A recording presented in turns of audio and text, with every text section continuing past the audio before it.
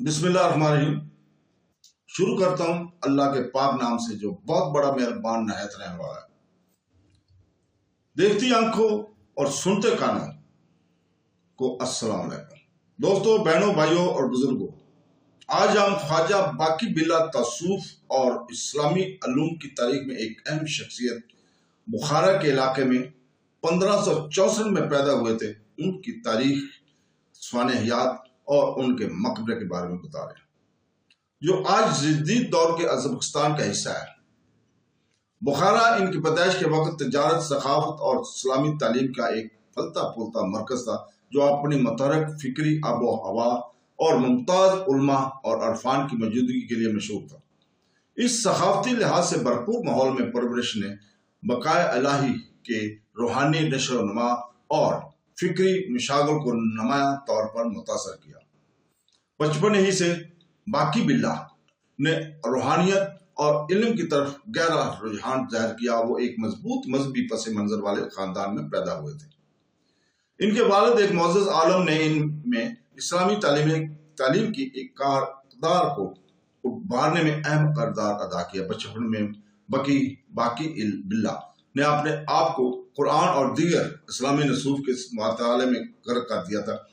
قابل ذکر ذہانت اور تفہیم کی شدید خواہش کا مظاہرہ کیا۔ باقی باللہ کی ابتدائی تعلیم بخارا کے مختلف مقامی علماء کے زیر سایہ سخت مطالعہ کے ذریعے ہوئی۔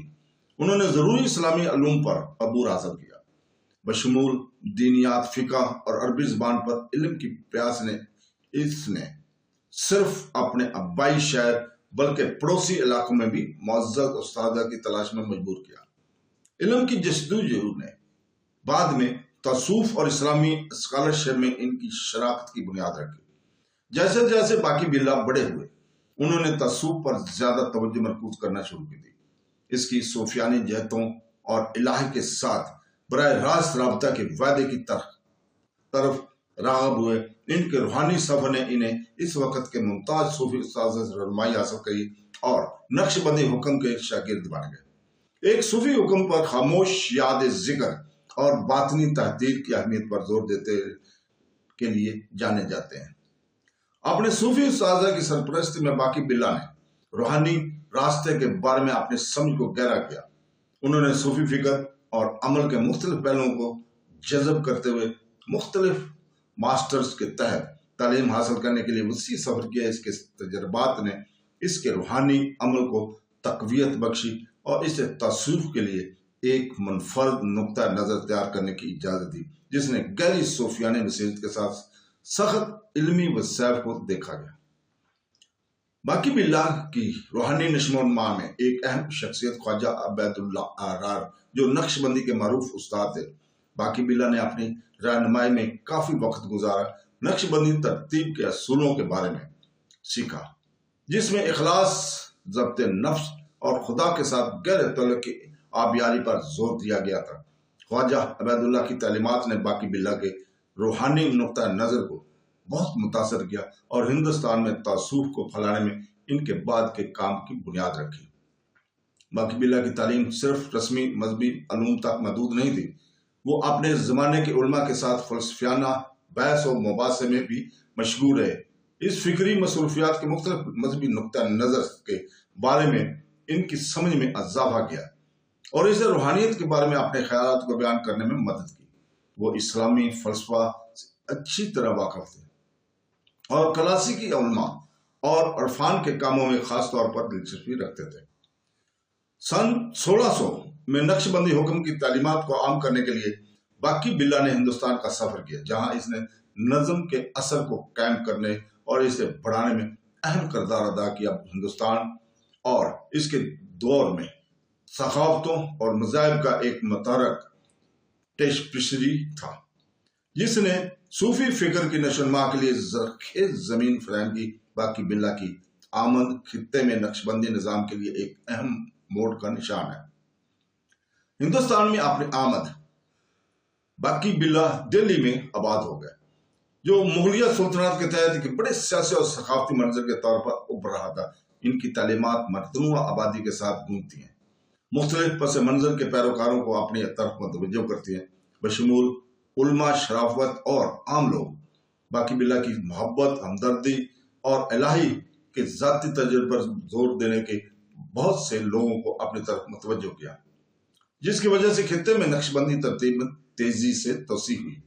باقی باللہ کی تعلیمات میں اندرونی تبدیلی کے اہمیت اور خدا کے ساتھ مخلصانہ تعلق کی نشوبہ پر توجہ مرکوز کی گئی تھی۔ انہوں نے ذکر کی مشق پر زور دیا، اپنے پیروکاروں کو روحانی تزکیہ اور ربط کے ذریعے خدا کی خاموش یاد میں مشغول ہونے کی ترغیب دی۔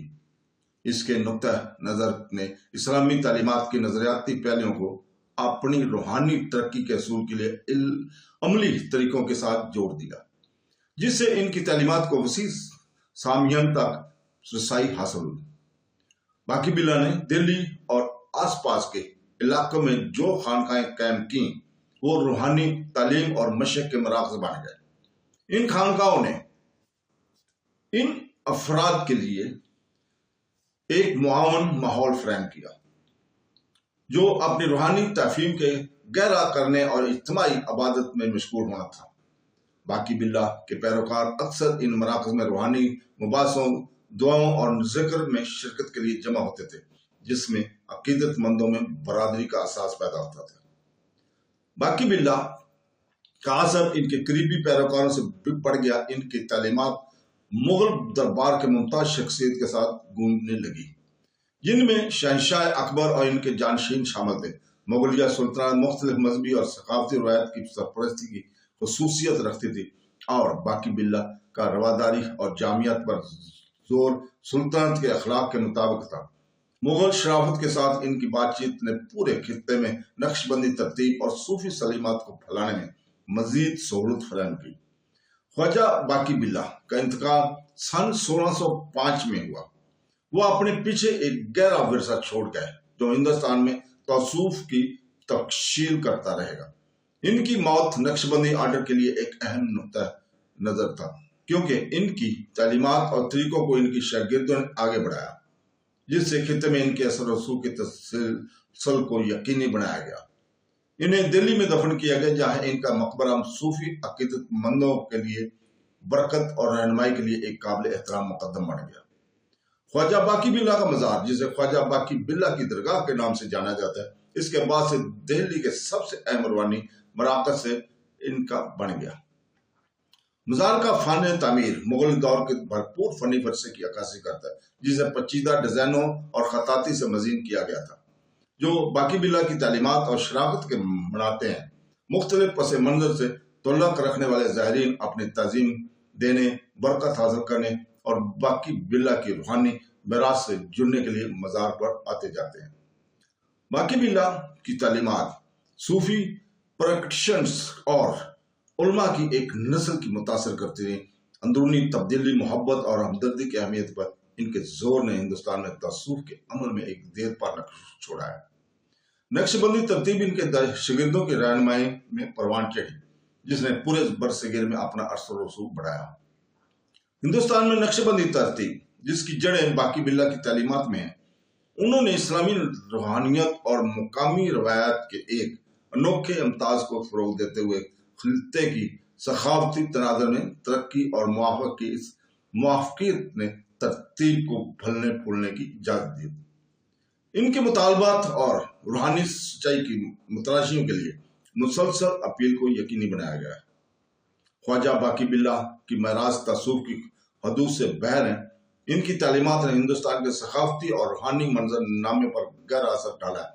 محبت، ہمدردی اور سماجی انصاف پر ان کا زور خطے میں مختلف مذہبی روایت کے ذریعے حاصل کردہ اقتدار کے ساتھ گونجتا ہے۔ باقی باللہ کی تعلیمات کے لاتعداد افراد کی خدمت اور برادری کے جذبے کو فروغ دیتے ہوئے ضرورت مندوں کے لیے مہربانی اور مدد کے کاموں میں مشغول ہونے کی ترغیب دیتی ہے۔ باقی باللہ کی تعلیمات نے اس علاقے کی فنی اور ادبی روایات کو بھی متاثر کیا ہے۔ بہت سے شاعروں اور ادیبوں نے ان کی تعلیمات سے متاثر ہو کر شاعری اور نثر کا ایک خزانہ تیار کیا جو الہی محبت، عقیدت اور سچائی کی تلاش کے موضوعات کو تلاش کرتا ہے۔ باقی باللہ سے متاثر ادبی ورثے نے ہندوستان کے ثقافتی ताने बाने को तकवीत बख्शी है, जिससे तासुफ और खत्ते के वसी तर फनकाराना अज़हार के दरमियान देर पा तल्लक कायम हो गया था। नक्शबंदी तरतीब ने बाकी बिल्ला के ज़ेर असर मौसीकी और रक्स को रूहानी अज़हार की शक्लों के तौर पर फरोग देने में अहम किरदार अदा किया है। कव्वाली और दिगर अकीदती शक्लों समेत सूफी तरीकों में मौसीकी का इंतज़ाम हिंदुस्तानी तौसूफ की पहचान बन गया है। बाकी बिल्ला की तालीमात ने रूहानी तरीकों में फनकाराना अज़हार को शामिल करने की हौसला अफजाई की, जिससे पैरोकार मौसीकी और रक्स के जरिए अल्लाह से अपने मोहब्बत का तजर्बा और अज़हार कर सकते हैं। दिल्ली में ख्वाजा बाकी बिल्ला की दरगाह ज़ियारत और रूहानी तज़ीम का एक अहम मुकाम है। इनकी वफात के फौरन बाद ही तबीर किया गया। इस मज़ार की सदियों के दौरान मुख्तलिफ डिज़ाइन और शाइन और तोसी की गई है, जो इसके पैरोकारों की इस गहरी तज़ीम की अक्कासी करती है।